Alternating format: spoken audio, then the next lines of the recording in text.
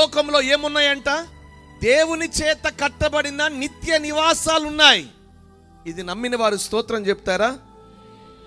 హల్లెలూయా.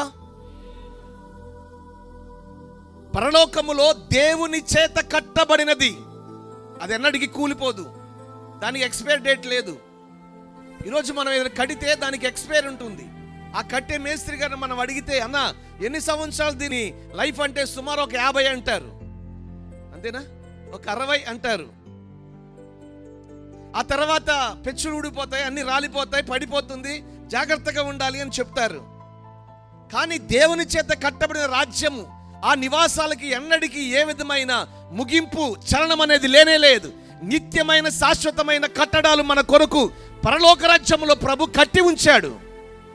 అటువంటి ఆ నిత్య రాజ్యము కొరకు ఈరోజు ప్రజలను సిద్ధపరచడానికే యేసుక్రీస్తు వారు ఈ లోకానికి రావటం జరిగింది.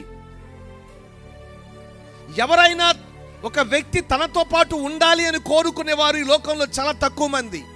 తన స్థానంలో, తన ఉన్న చోట, తన స్థితిలో నా తోటి వ్యక్తి కూడా ఉండాలి అని కోరుకునే వాళ్ళు చాలా తక్కువ మంది. కానీ యేసు ప్రభు వారి యొక్క ఆశ ఏంటంటే, తానుంటున్న పరలోకములో ఆయన పోలికలో, ఆయన రూపంలో నిర్మించుకున్న మానవ జాతి కూడా ఆయనతో పాటు పరలోకంలో ఉండాలని ఆయన కోరుకున్నాడు.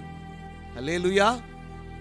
వారు పాపము చేసి నరకాగ్నికి వెళ్ళిపోతుంటే వారిని చూచి, వారి నిమిత్తం, మానవ జాతి నిమిత్తమే యేసుక్రీస్తు వారి లోకానికి దిగి వచ్చారు. కారణం ఏంటంటే, వారిని పరలోక రాజ్యానికి తీసుకువెళ్ళాలి.